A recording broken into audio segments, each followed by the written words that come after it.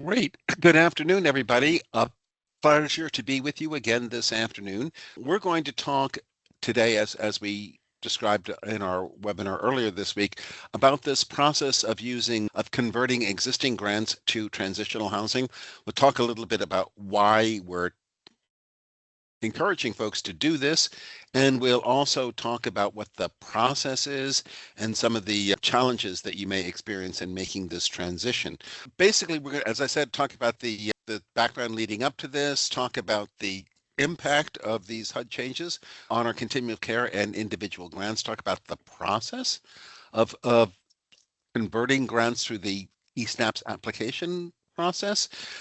Talk about, since for the most part we are talking about converting transitional housing, we'll talk about what requirements need to be met in order for a project to be considered a CoC transitional housing project.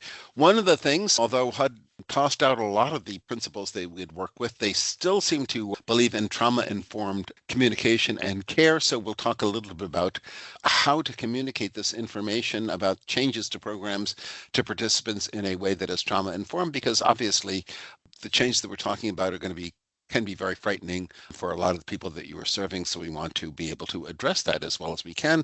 And then finally, we'll have certainly plenty of time at the end to address questions. And as always, we're really casual and informal. So if you have a question that comes up during our conversation, please feel free to ask it at any time or wait till the question time at the end. And either will work, whatever works best for you.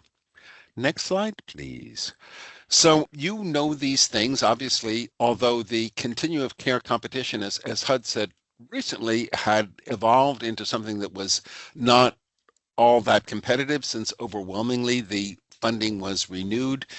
HUD decided this year that it really needed to return to a significant competition, and they certainly did that. So basically, HUD has become very keen on this 30% figure.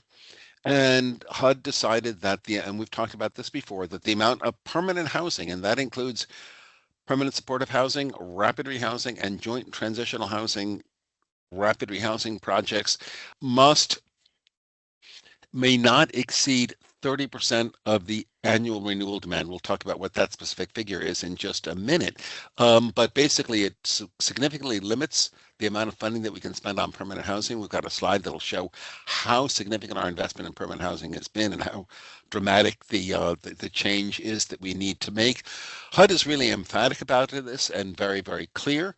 Basically, if we ask for more than 30% of our funding for permanent housing, they will simply reject every application that exceeds that 30% threshold, and basically we'll just lose all that money. So there's no reason under the sun to, even though they could be great benefit to our participants, there's no reason to submit permanent housing applications that exceed that 30% cap, because HUD has been crystal clear that it will not fund those and will just summarily reject it.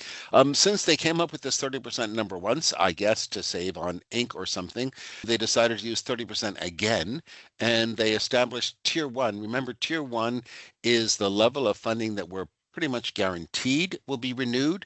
Last year, it was 90% of our funding. In other years, it's been as much as 96% of our funding that was basically allowed to renew without any risk. This year, instead of 90%, only 30% of our funding is in Tier 1. So 70% of our funding has to be competed for.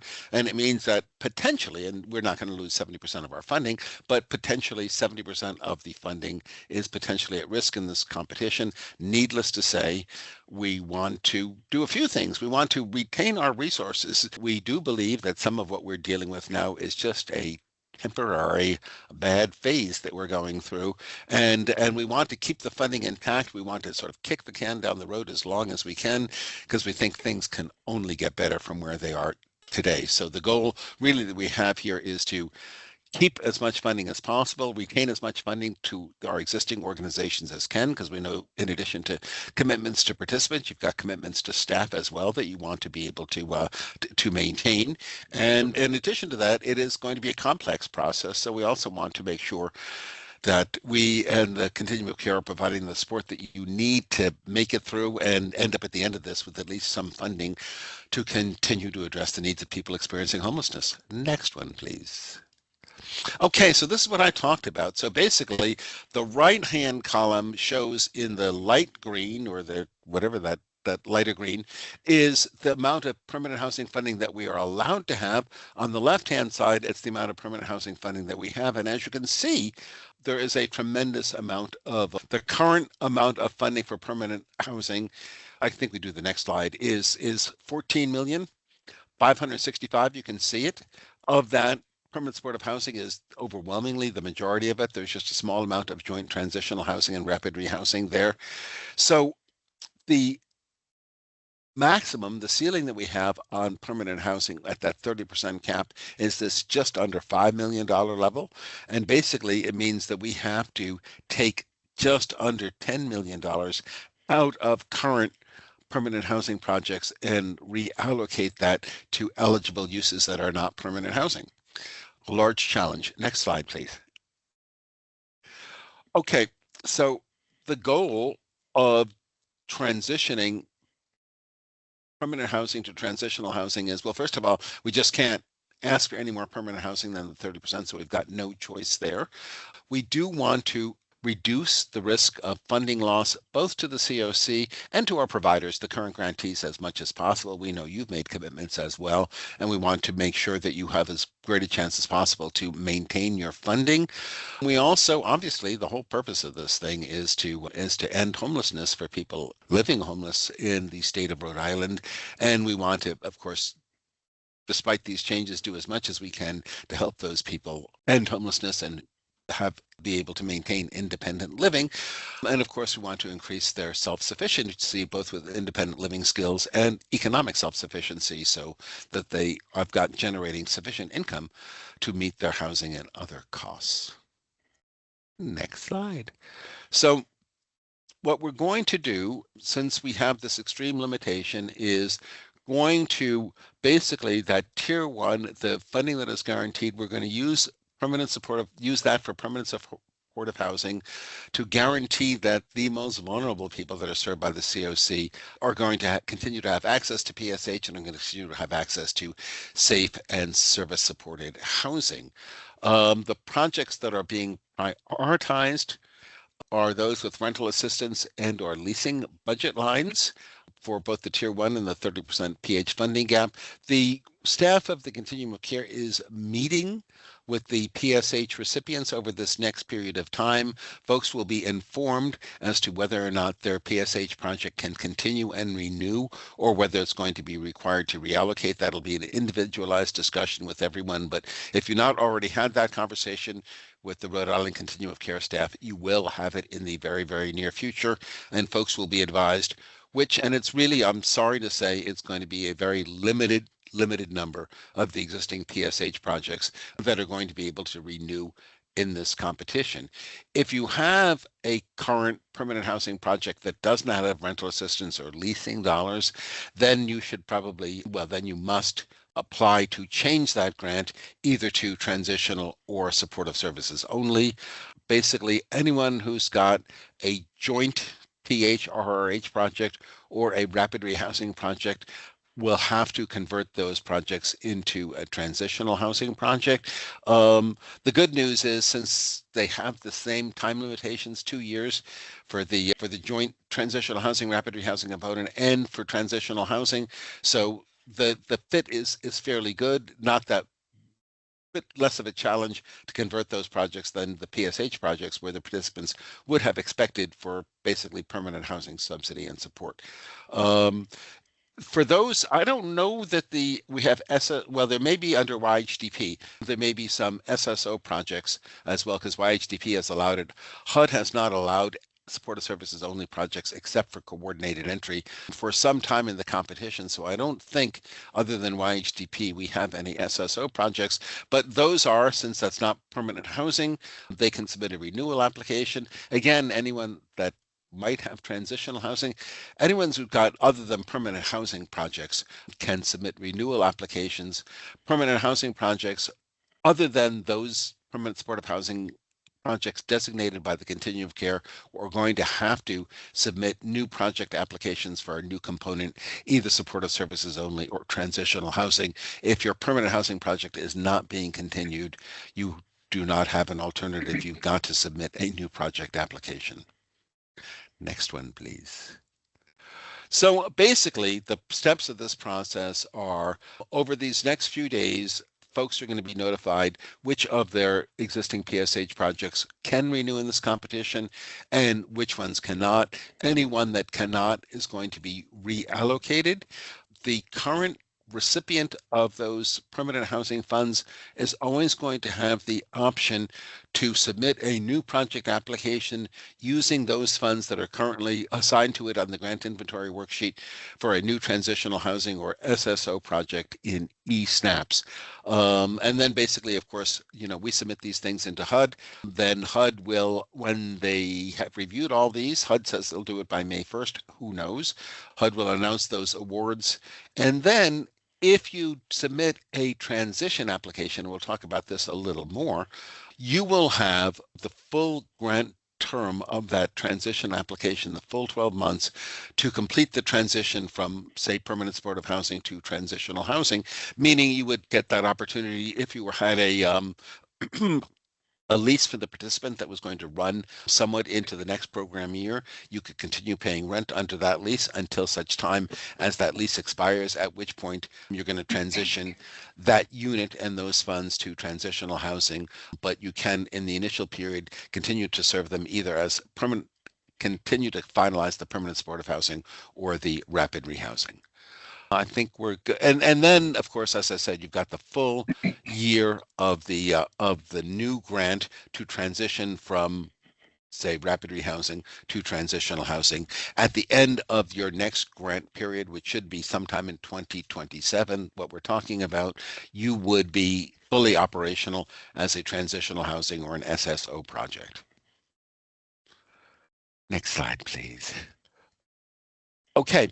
So I've made reference to this. It gets a little confusing because we talk about transitional housing and now we're talking about a transition grant application. So we're talking a lot about transitions here, but it's a different, obviously transitional housing is the program component. A transition grant application is the way to submit the application to HUD and eSNAPS. So basically the only entity that can submit a transitional grant application is the recipient of a CoC grant that is currently eligible for renewal. So you've got to be a recipient to be able to do a transition grant. The good news is that a transition grant will start immediately upon the expiration of the prior grant. If you just submitted a brand new application without doing the transition, you'd basically have a time lag. You would close out your existing contract, but you would not be able to start the new one until HUD gets around to processing that new contract, and you basically could be waiting a while HUD is doing the work necessary in order to free up the funds for it. So if you're also allowed to use the transition process to combine one or more eligible renewal grants that are listed on the grant inventory worksheet. So if, for example, your organization had a permanent supportive housing project, which is permanent, so you can't renew it, and a rapid rehousing project, also permanent, that you can't renew, you could take those two projects and you could basically combine them through the transition process, combine all the funds and basically have one new project at the completion of that transition period. So again, if you have more than one, consider the possibility of doing a transition for multiple grants. As I have said already, you've got to complete the transition within the year. Unlike other new project applications where you can request 18 months for the first year, under the terms of a transition grant, you can only apply for 12 months funding for that initial grant term. And of course, if the amount that you're transitioning cannot exceed the funds that are allocated to your organization on the grant inventory worksheet annual renewal amount. Basically, if it's more than one, you can add up those two annual renewal amounts that'll give you the total amount that you're applying for in this process. You can ask for more. Potentially, you can ask for less. If you ask for less, the dollars that you don't request will go into the reallocation pool for another organization to request. Next slide, please. So here's some ideas to what our timeline is for this process. I have not checked in the last 25 minutes, but at least back then, the HUD had still not opened up the eSNAPS process, the eStaps application portal. I mean, it's going to happen imminently. It has to happen imminently. I have no idea, but very, very soon. The application due date for basically any renewal, any new project application, which includes these transition grants, has got to be December the 12th at 3 p.m. HUD basically, this is not our choice. HUD mandates that we set this application deadline, excuse me, no later than 30 days before the HUD application deadline of January 14th. So basically that's why that date has been selected. We are asking people to submit if they are going to be transitioning them, to submit those new project applications in eSnaps, the renewals as well. HUD announced that it would tell us which projects were funded at the start of May 2026. HUD often does not meet those deadlines that it imposes upon itself, so we shall see. There's the chance that they won't actually make those announcements by May, but maybe this year will be the exception, and they will. If you're using a transition grant, basically it will kick in. The funding on that transition grant will start the day after the renewal grant ends. Again, these are 12 months awards. And basically, if it is a PH project that is being transitioned, it is closed out, is no longer operating as a PH project during the calendar year of 2027. And when the project renews in the next competition, it would renew as a transitional housing project. Next slide, please. So as you know, similar to rapid rehousing, the length of assistance in transitional housing is 24 months. As you can see, for some participants, you can go provide assistance for longer than 24 months if permanent housing has not been located, or if they need more time to prepare for independent living. You want to have an assessment in the participant's file to demonstrate either that you've not been able to secure permanent housing or that they do need more time. You want to document that. And note this, that HUD may, not required to, but could discontinue assistance for the TH project if more than half the participants remain longer than 24 months. So what you should take away from that is, although the 24-month is definitely the cap on the assistance that you can provide under transitional housing, it's not a concrete wall. Some of your participants, if you do not have them, other permanent housing located for them, or if they need more support to gain the life skills to be able to live independently, you can keep them in your permanent housing for slightly longer, or transitional housing for a slightly longer period of time. And as I said, if no one is moving out and everybody's staying in the transitional housing for more than 24 months, HUD may very well decide that's not a compliant transitional housing project. Next slide, please. So for renewal projects, for folks who've got current renewal projects, again, our goal is to get as many projects as possible funded. So we're going to, people who are in PSH, rapid rehousing, and joint projects, if they apply through this transition application period, you're going to have the entirety of your next grant period to transition over to the new component, and making sure that folks who are cannot continue to provide services for have got a stable and secure permanent housing option.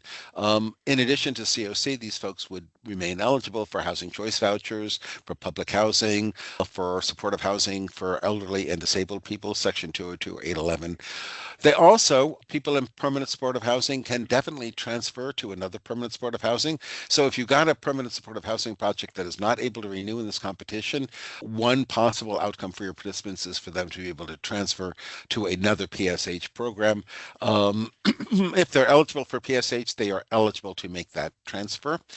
There are some limited instances in which participants could qualify, who were in permanent housing, could qualify for transitional housing. The National Alliance has been indicating there are a lot of barriers to doing that, but we've also got time.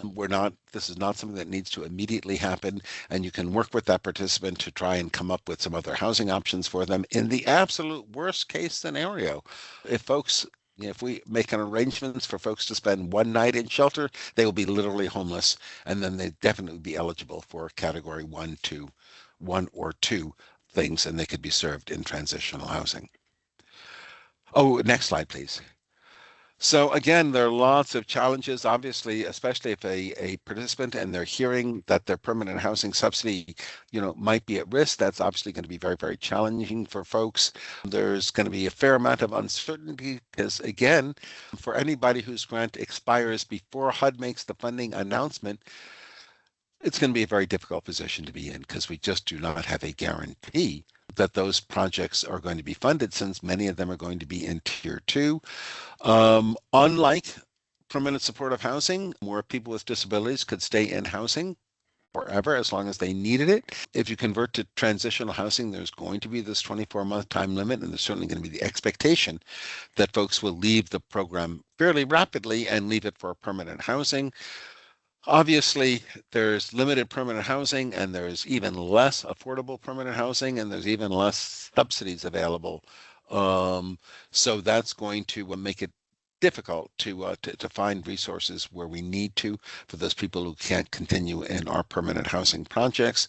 And then finally, HUD has established a number of project quality threshold. So any transitional housing project will be a new project application. And this year, HUD has established a new level of review called project quality thresholds. We're going to talk about those. But basically, in order to get funded as a transitional housing project, you've got to meet these threshold factors. Failure to meet those factors means, once again, your application would be summarily discarded by HUD, and you will not be able to compete in the competition, and that renewal grant will be gone. Next slide, please.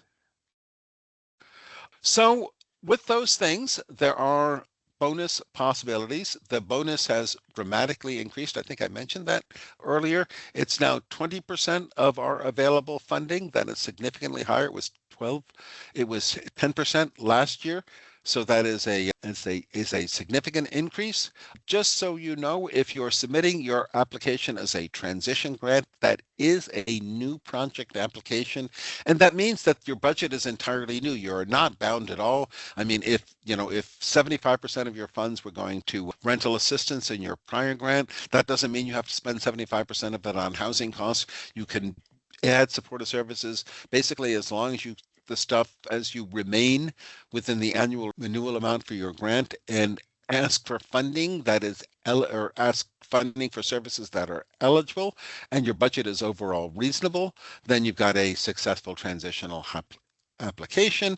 And again, you are not, unlike a regular kind of renewal project, you're not bound by the number of people that you said earlier you're going to serve. You're going to be bound by the number of people you said in the new transitional housing project that you're going to serve. And you can change the subpopulations, you can change the households. It's a brand new grant. Really, the only constraints on these grants, if it's the transition grant, is it's got to be a current recipient of CoC funds, and you can't exceed the annual renewal amount that's shown on the grant inventory worksheet. And as I said, you can, through the transition process, you can combine one or more grants into a new project. The challenge is those new grants, the start date, if you're combining more than one, the start date for the combined grants will be the earliest start date of the projects that you are submitting to be combined through transition. Sarah, I think the next one is you, and it is. So I'm going to turn it over to my great colleague, Sarah, to continue here. Thank you, Howard. Okay, I'm just going to get in a little more into the details on transitional housing requirements. So transitional housing projects may include housing costs, which fall into two different structures depending on ownership. If the units are owned by the applicant or subrecipient, the project can use short or medium-term rental assistance as project-based or sponsored-based rental assistance, or for units that are not owned by the applicant or subrecipient, the housing costs can include leasing or operating costs or short or medium-term tenant-based rental assistance, which is important. It just drives what kinds of housing supports HUD allows on your budget. Next, they can include supportive services, which of course are the backbone of these programs. That's case management, housing search, placement, benefits access, employment support, transportation, and other stabilizing services. They must be clearly connected to helping participants exit permanent housing as effectively as possible. The projects can also budget for project administration, which covers necessary overhead to operate the grant, fiscal management, oversight, invoicing, reporting. Admin must stay within the allowable percentage. And finally, these projects can include HMIS and VAWA-related costs, such as ensuring confidential data handling and protections for survivors. These items are sometimes overlooked, but are essential to compliance, and especially as new federal expectations around safety and data security expand. So as you're designing your new projects, the key is to think practically what structure makes most sense for your site, your staffing, your participants, what leasing gives you the most flexibility. Do you need to shift funds into services to meet the 24-month service timeline? Or the conversion process, as Howard mentioned, does give you an unusual level of flexibility to align your budget around the new operational needs.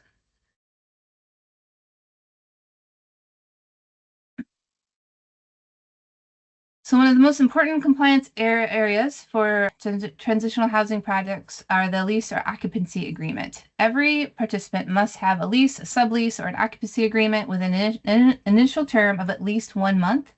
It has to be automatically renewable unless the participant or the provider gives prior notice. And this automatic renewal is a consumer protection and a measure within a time-limited model. The maximum term of the agreement can be 24 months. And it helps ensure that projects maintain forward momentum towards permanent housing and everyone's working towards that predictable timeline.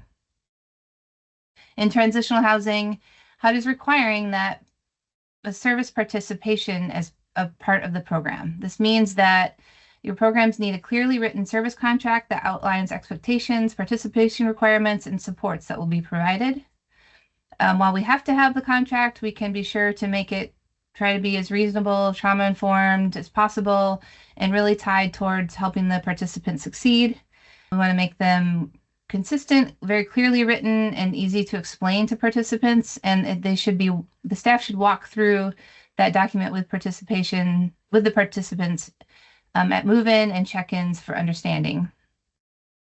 In short, we want the agreements to help provide stability and predictability. Everyone understands what the rules are, the process, appeals process, all those things, and it helps us stay aligned with these new federal requirements.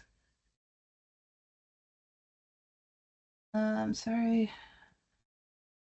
Where's my mouse? So in terms of lease arrangements, if you're going to use the rental assistance budget line item, your structure would look like this. So you have the lease is between the landlord and the program participant, and you just have an agreement with that landlord about the contract rent, but the agency is not a party to the lease.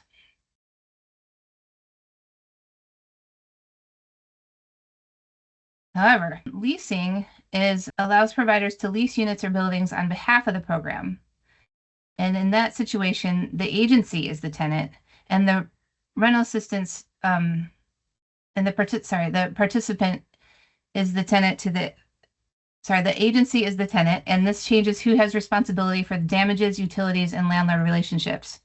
And if you're considering leasing, you really need to think strategically about capacity. Are you able to maintain and manage master leases, oversee property level compliance? And it can be really effective to use this option in tight rental markets. If you're leasing, you can have apartments even, ready to go and empty for a month or two while someone else is getting into them, but it requires strong administrative and property management systems. And for both of these situations, all units need to follow the same CoC standards, such as reasonableness. Leasing costs can't exceed the FMR, and they need habitability inspections before move-in and re-inspections.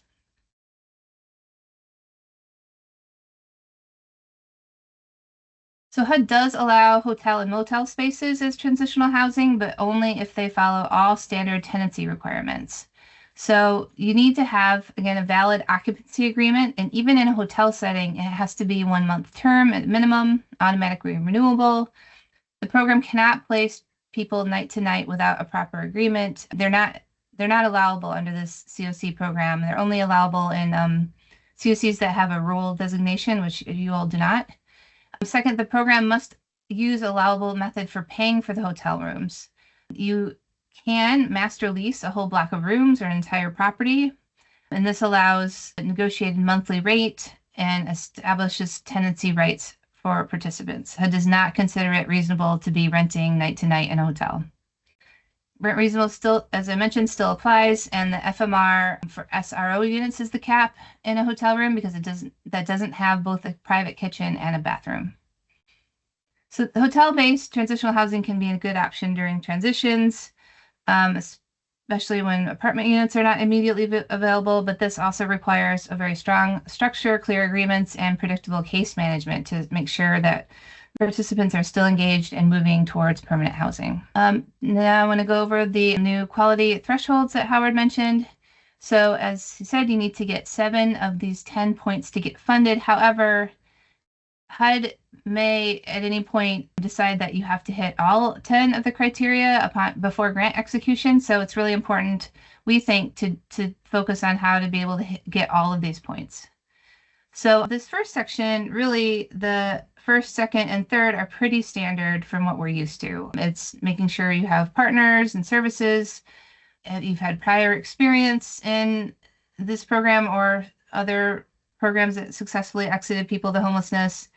And the project is supplemented with resources from other public or private sources, which all I think are pretty standard to what we all are regularly doing. There is, on the third one, more of a focus on making sure people exit with employment income. It's just generally a theme of this new NOFO, so that has 1 point. The second set here has the 2 that are quite different. As we mentioned, that these projects require participants to take part in services. They must attach contract and an occupancy agreement, and also that service participation contract, which we will be able to be sending you an example of following this training. And this other one where there's a lot of consternation, a lot of lack of clarity about what exactly this means, but HUD has said the project will provide 40 hours a week of customized services for each participant, unless someone is fully employed. If they're part-time, they only have to do half of that requirement. No one's really sure what exactly this means, but we have to assume that it can't mean it can't mean everything has to be literally on site, that there's a wide variety of services that we can use to add up to that. And I'll go over some examples of that in the upcoming slides. And this last, average cost per household is reasonable. We do not have exact guidance on what that might be. This is also a general government thing to say, everything needs to be reasonable, but certainly in other CoCs that, where they have set examples of how much rapid rehousing should cost or how much PSA should cost, this is kind of a new world because it is, can be more intensive and 24/7 services and things like that. So it is an area where no one is exactly quite sure if HUD has a cost in mind, but something that we're all kind of looking at what a reasonable cost is for transitional housing going forward. And we do have a couple of sample service requirement contracts that we can share with you all. One of them is on the longer side because it's really explaining to participants what they need to do, but also why the contract is also helpful for them, and really going through what a grievance process might be and appeals and things like that. And it's written at a 6th grade reading level. And then as another example, there's just a 1-pager with this very clear, brief requirements. So as a, kind of a range of the service agreements we think people might want to look at.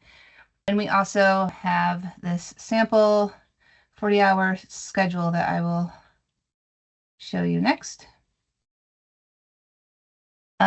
I want to acknowledge how incredibly time intensive something like this would be, even if you're not paying for everything yourselves, or even if it's volunteers. It's a huge amount of work, a lot of coordination, but we just thought we would think about what might we want to include on something like this to show that we have ideas as to what all these activities might be. So in this sample, we have case management, job readiness, some library-based digital literacy, wellness activities, GED prep, art therapy, online job skills, really to kind of figure out a varied, accessible, and community supportive programming as much as possible. And also to try to really leverage partners as much as possible, or peers, banks that might run financial literacy, volunteers for support group, wellness groups, I was recently in another city where we were interviewing PSH clients, and they were really pretty happy about their housing. And the one thing that several people brought up is that they would love more opportunities to they said volunteer or engage or have social acts. So there is possible, we think that having peer support or having that kind of programming would also count towards this. Again, I know that it would be a lot of work to set up, but just some ideas about low cost programming that can add up. Like, again, adding parenting skills, tenancy skills, recovery groups, and then even weekend activities like outings or community service would also support skills development. And trying to think of something that's holistic and engaging. Small, consistent activities add up for a full week. I see a question about how it would be feasible for people living in scattered site programs. It's a great question. If there's any kind of central location or community programming space where some of this could happen, and we definitely feel like there could be some element of online, as people have a way to access things online, that there can be remote engagement and things like that as well. But we totally acknowledge that this is a lot of work, a lot of coordination, and really, a little nebulous about what these requirements are going to be like going forward. And we just want to end with acknowledging that this is a gigantic federal policy shift, and all of us, staff and participants, may experience a lot of fear, uncertainty, or feel overwhelmed at all of these changes. And trauma-informed communication begins with recognizing that rapid, unexpected changes can create anxiety responses. Staff worry about their jobs. Participants worry about their client stability. Participants may fear displacement, and leaders should shoulder pressure to try to act quickly despite having incomplete information. So the first step is to acknowledge and normalize everyone's reactions and communicate compassionately. Create predictable routines for team updates, acknowledge the emotional impact of this kind of transition, and build space for questions even when answers are not yet fully available.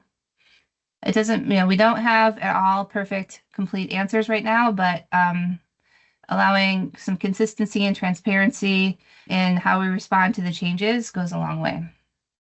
So we recommend programs create a plan for how they monitor new information, evaluate what's relevant, and communicate. So kind of having a crisis team like we learned to have during COVID-19, and help centralize the work so it's not just one person who's trying to get all the updates, and make sure you're rotating that role.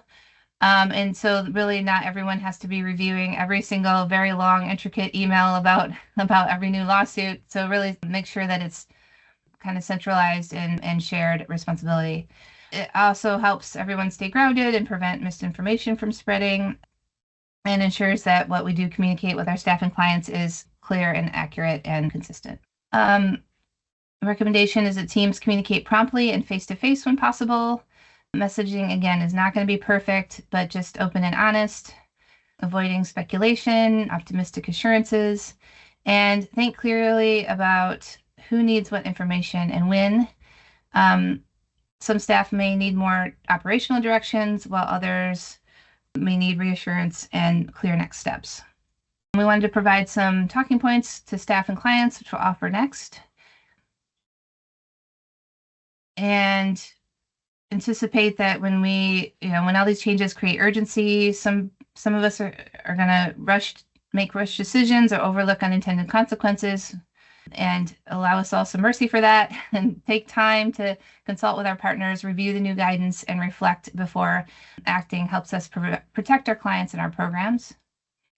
The trauma-informed communication is not just a single conversation, it's ongoing approach to leadership and supervision and client engagement through this period. This slide offers some sample talking points to use with participants to reduce anxiety and confusion, really focusing on stability, partnership, and support. So saying your housing stability remains our priority. We're going to do everything we can do to make it so you can stay here for as long as you need, and staff will support your next steps. So everyone is going to be worked with individually. to figure out what housing options might work best for you. You can count on us on being honest with you in the options, and we'll do our best to find something that works if staying here is not an option. Saying that we will communicate frequently and transparently. As we receive more information, we'll provide updates. You can always have a chance to ask questions, express concerns, and receive clear, honest answers. I know that me personally, when I don't hear something for what feels like a long time, I feel like maybe I would have missed it. And so sometimes even people saying there's no update, we're going forward as planned, helps me feel reassured that I'm in the loop and that I know everything I'm supposed to know. And focusing on emphasis that services continue through any transition, especially for doing this transitional housing, these transition grants. We have an entire year really to work through that leap to the new program. And no one's going to be navigating that alone. And then saying this change is being required by the funder, by HUD. This is not happening because of anything that you or tenants or staff did wrong. And now we are open for any additional questions from you all. I have a question. I appreciate this. You actually answered some that I came in with, but for when grants they apply to transition to services only, does that mean it's only for people in transitional housing programs, or can those folks be providing services to people in permanent supportive housing? Is there any distinction we should be aware of as we're planning? What I'd say to that is, again, what you want to do is you really want to target your services towards the goals that HUD has set forth in this competition. So things like economic self-sufficiency, independent living, things like that. And then you want to offer those services to anybody who meets the eligibility criteria for homeless assistance.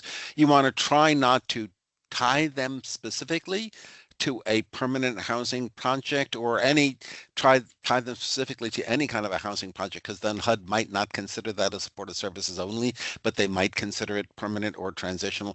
Transitional is less problematic. It's the permanent that could be problematic, because then it could count against the cap and might be rejected by HUD. So when you're doing an SSO, just, again, look at what HUD is saying, reducing unsheltered homelessness, things like that. Look at some of the goals they're trying to do, link the services to the overall goals of the competition, but make them widely available. Try not to, at least in the application, show that they're being targeted towards a particular housing type. It really is more a service that you're providing. Got it. Thanks. I see you, Joyce. Oh, hi. All right. So here's my question.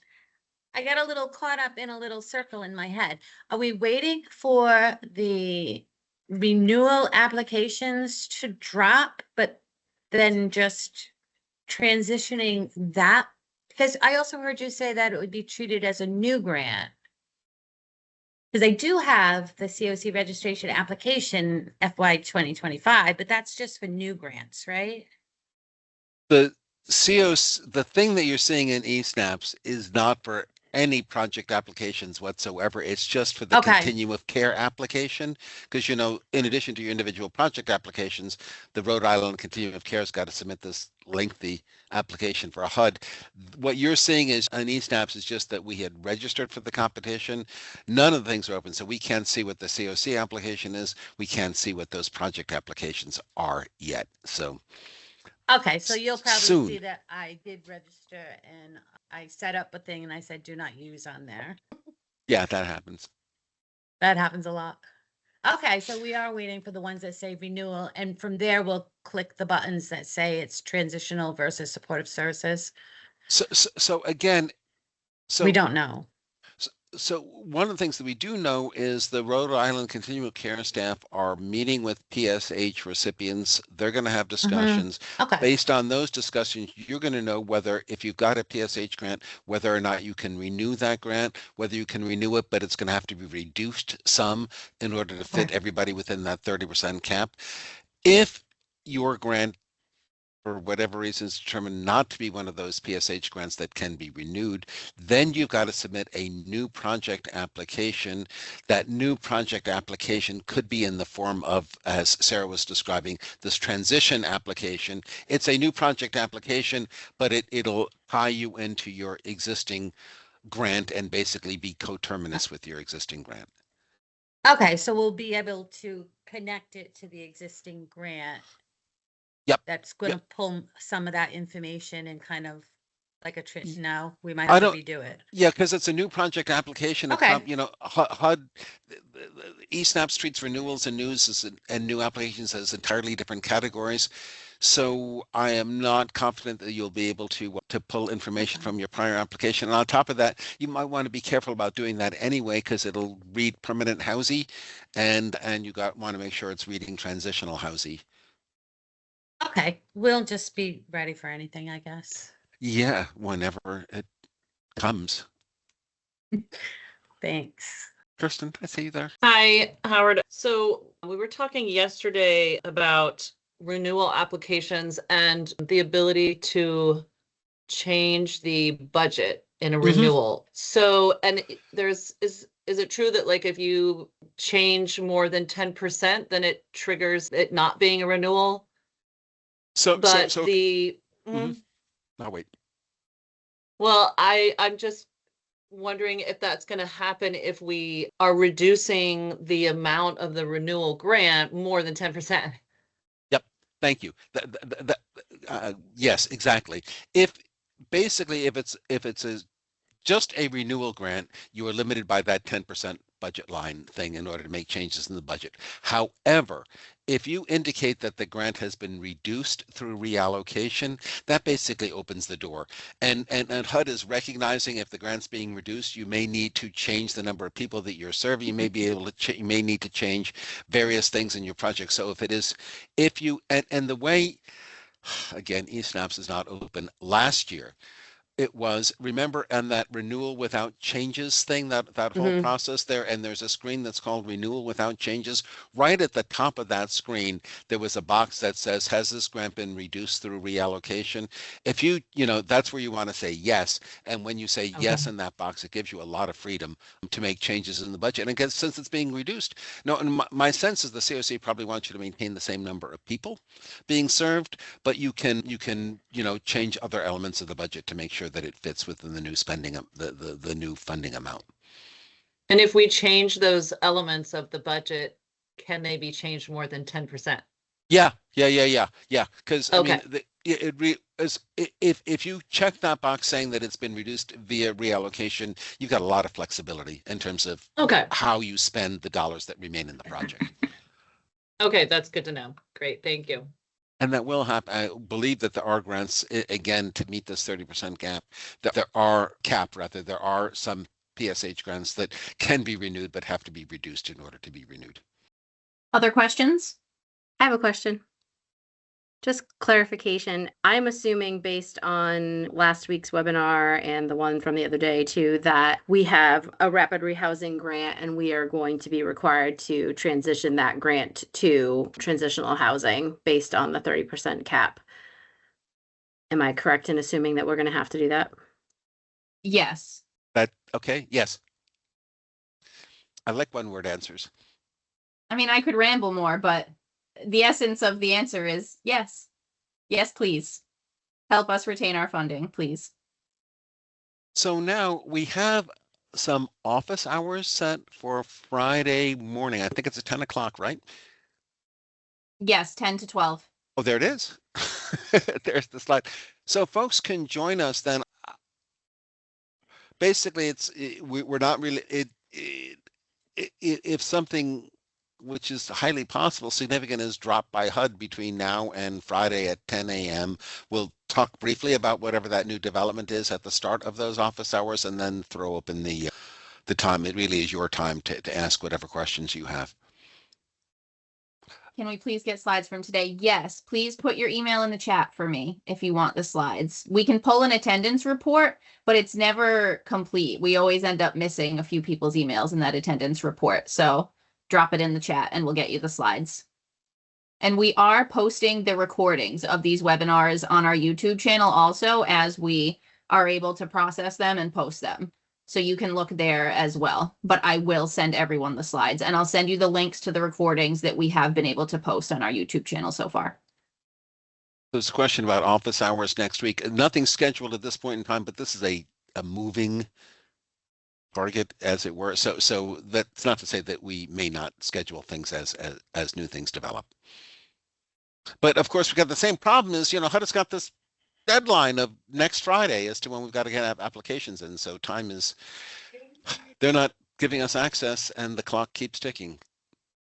Is it safe to assume that you all, Sarah and Rosa, will notify all of us as quickly as possible if things change within eSnaps? Like they actually open things up for us?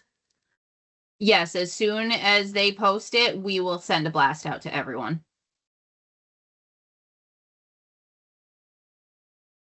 But hopefully you're on the listserv from HUD, because you'll get, in theory, they're going to send out a listserv message as soon as they post this information too. I am not on that listserv. How does one get on that listserv? Hold on, we'll find it and put the link in the thing. Is this one? Follow that link. And it's the snaps at HUD.gov mailing list that you want. The snaps competition mailing list and the snaps program information. Any other questions or items that anyone wants to discuss?